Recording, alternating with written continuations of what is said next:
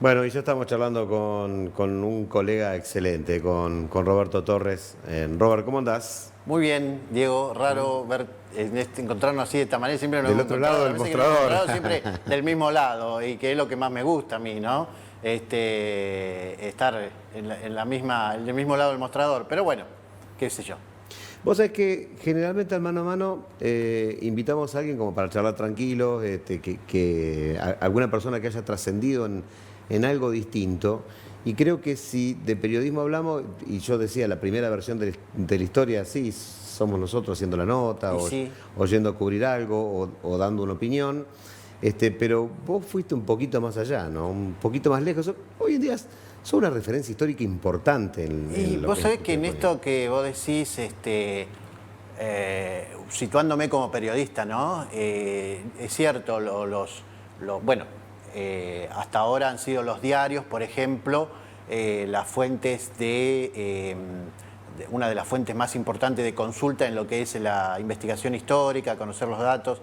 Y a veces yo, mirando un diario, ¿no? Me pongo, no sé si es estremecimiento que siento, pero rarísimo, digo, pensar que detrás de esto, conociendo lo que es la labor periodística, hubo un periodista que buscó, que investigó, que buscó este dato, que lo escribió, y qué sé yo, y 100 años después lo estoy leyendo yo, no sé, y para Claro. que transmitírselo, realmente es cierto, el periodismo es Lo peor es cuando pasaron nada más que 100%. 30 años y decir, esta nota la hice Y yo, esta ¿no? nota la Eso hice es yo, peor. uy, la miércoles, a veces me Estoy pasa, viejo. a ver, me pongo a leer los diarios locales, a ver, pero no, uy, esta nota la hice yo, uy, no puede ser. Bueno, este es mi estilo de escritura, una vez va cambiando el estilo va a ser un poco la experiencia, o va agregando, pero siempre hay una matriz y entonces, uy, no, esta nota, uy, Dios mío, ya estoy historiando sobre lo mismo que escribí yo en su momento, mamita querida.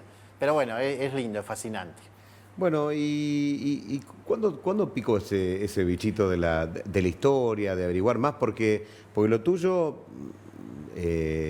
me parece que más que por lo del historiador de oficina, va más por lo empírico, por andar revolviendo por acá, por allá, encontrar cosas Y nuevas. viste cómo somos los periodistas, viste que siempre somos muy inquietos, buscando mucho más, indagando mucho más y por una necesidad misma a veces de la actividad, de la profesión. Muchas veces saliendo de la actualidad siempre me ha gustado la historia o ver qué había antes y buscar, indagar y en el caso de Junín siempre se encontraba los elementos históricos básicos, la fundación, el fuerte, el comandante Escribano, datos históricos muy puntuales de la ciudad, muy así, el dato y nada más, pero no de todo, sino de los hitos más importantes de la historia. Bueno, Eva Perón es Junín, el casamiento, pero no más, no mucho más había, ¿no? Entonces, pero la historia de Junín es muy rica, muy variada. Por supuesto, hubo muchos historiadores que la han escrito antes que yo, Jorge Howden, Roberto Di Marco, muchos otros más que han dejado huellas, libros muy importantes y que son fuente de consulta inobjetable para mí. Pero bueno, la historia sigue, ¿no? Y había que seguir investigando y por ahí llegaban hasta los 60, pero muchos se quedaban en esa época fundacional y no avanzaban por allí. Ya el que más avanzó fue Di Marco, pero hasta el 40, 50, pero después Y hay siguieron una generación sucediendo para que cosas, los ¿no? 70 son historia, los Y sí, 80 ya son los historia. 70, ayer ya fue historia. Sí. Ya lo de ayer entra a las efemérides juninenses, ¿no? Lo de hoy, ya dentro de unas horas, cuando llegue la medianoche. Es así, es como la actualidad misma, ¿no? Y bueno, había que seguir buscando, indagando, investigando, porque la ciudad no se había detenido. Por suerte los juninenses seguimos haciendo cosas, seguimos creciendo, la ciudad siguió desarrollándose y muchísimo, muchísimo más allá de todo lo que era la época fundacional, de lo que fue el centenario y sus décadas inmediatas, ¿no? Ni hablar a partir de los 50, 60, que la ciudad también dio otro vuelco de desarrollo muy importante y se fue convirtiendo en esa, yo digo que es como Junín, es como una pequeña capital de la región, del noroeste y del oeste de Junín, ¿no? Y entonces, bueno, había que seguir investigando y seguramente van a venir otros, después ya hay otros también, otros historiadores que también están haciendo sus aportes. El tema de los ferrocarriles es muy importante, así que bueno, hay mucho para escribir de la historia juninense, ¿no? Robert, estamos hablando de una ciudad de 195 años. Así es, así es. Joven en relación a otras de la región que son más chicas, que sí, están cerquitas nomás. ¿Cuál es el ADN que lo impulsa tanto a Junín a hacerse un poco más grandes que las otras? Y bueno, Junín, bueno, tuvo su época fundacional en 1827, en diciembre, pero después también, y de ahí hasta la década de 1880, fue siempre, digamos, no tuvo casi un desarrollo muy grande, más estuvo muy vapuleado por las luchas internas entre unitarios y federales, las guerras civiles, el rosismo, marcó mucho esa época, pero ya a partir de 1880, con la llegada del ferrocarril, inmediatamente después con los talleres ferroviarios, la ciudad tuvo un segundo periodo fundacional, me atrevería a decirlo. Y en esto, en el tema de los talleres ferroviarios, tuvo que ver mucho Julio Argentino Roca, ¿no? Porque, bueno, acá en Junín estaban Ataliba Roca, estaba Agustín Roca, y hicieron, que eran personas muy pilares de la sociedad, ¿no? Personas muy importantes en la sociedad juninense de su época. Bueno, en el barrio donde yo vivo todavía se encuentran terrenos claro, a nombre de Victorica Roca, sí, en el barrio norte. Sí, bueno, porque toda la parte esa era hasta lo que era el chalet de Mr. Shore, eran todo tierra de los Roca, desde Agustín Roca, sí. Donde está emplazado hoy el barrio Evita, por ejemplo. Que bueno, eso después lo compraron para hacer el chalet Mr. Joe, lo compraron el ferrocarril Pacífico, etc. Pero los Roca tuvieron una influencia muy importante en la llegada de los talleres en la década de 1880. A partir de ahí comienza otra historia fundacional, ¿no? de crecimiento. Todos sabemos lo que fueron los ferrocarriles para los talleres, sobre todo para la ciudad de Junín. Sobresalió a partir de allí nacionalmente, ¿no? Porque los talleres se convirtieron en un lugar muy importante y de referencia en la línea San Martín. Y aún así, después en la década de los 90, cuando comenzó el proceso privatizador, que bueno, cerró los talleres, todos sabemos lo que recordamos esa época, se entró en una especie de escepticismo y de gran preocupación por el futuro. Bueno, ¿y ahora qué? ¿No? En Junín, ¿no? ¿Qué va a pasar de aquí en más? ¿Cómo vamos a hacer los juninenses? Muchos que eran operarios ferroviarios cobraron sus indemnizaciones, tuvieron que recurrir a poner un negocio, comprar un coche y ponerse a trabajar como remises o taxis, buscar otras alternativas. Y ahí entró un periodo de incertidumbre, esos años de... Pero bueno, paralelamente, en los 90, ¿te acordás, Diego? Surgió el Centro Universitario Regional Junín, que fue el pilar. Que es el gran proyecto que siguió, ¿no?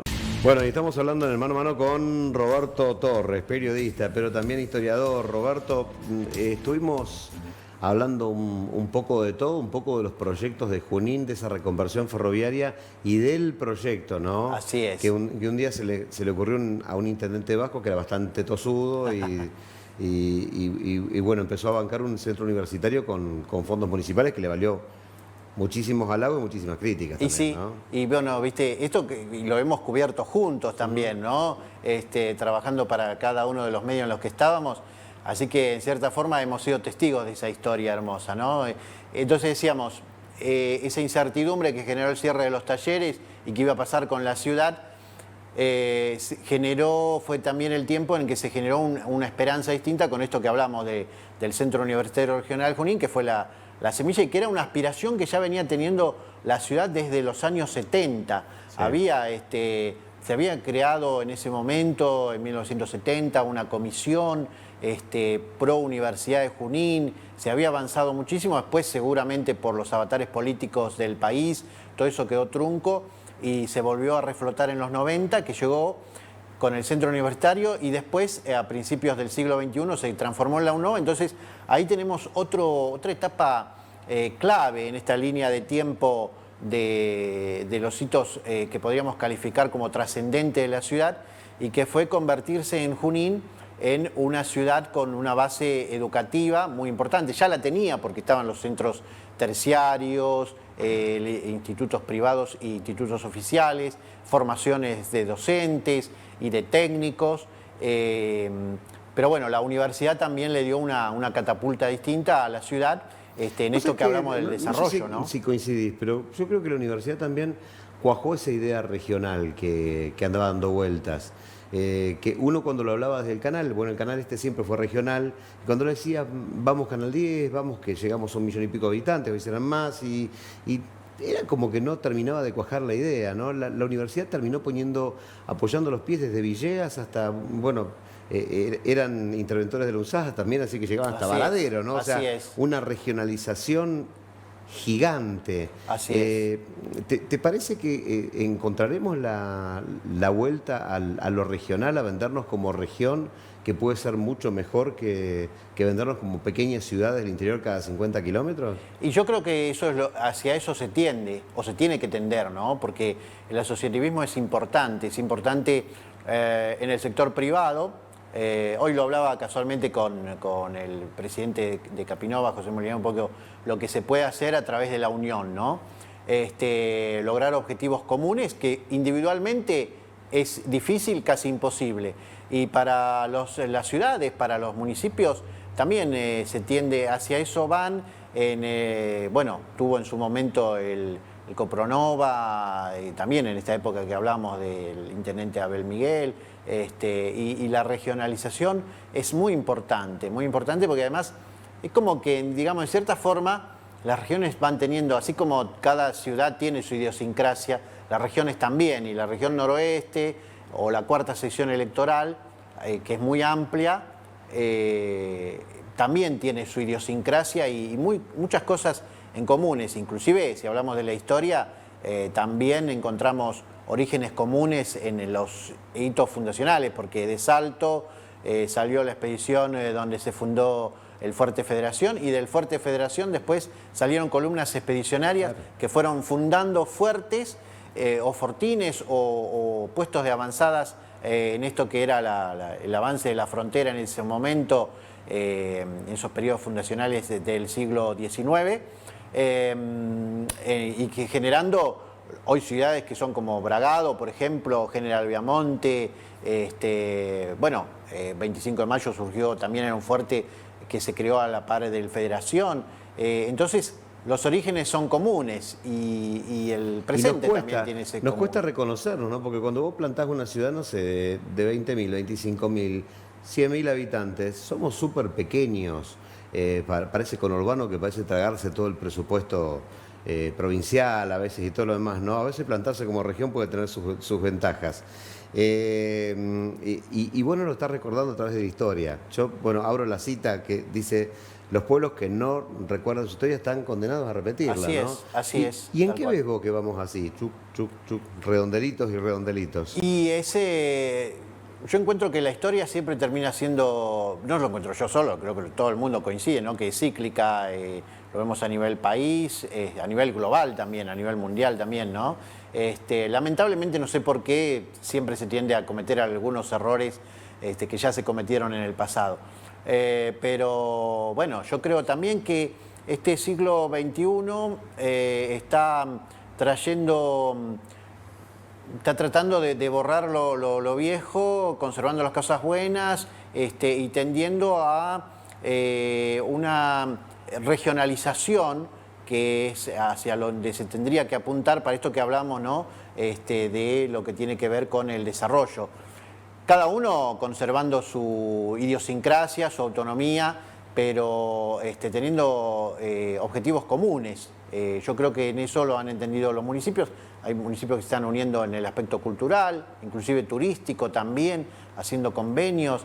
Si bien Junín es una ciudad, es la ciudad más importante de la región, estamos hablando de la región cuarta, ¿no? Porque después tenemos Pergamino, San Nicolás, que ya entran en otra región, ¿no?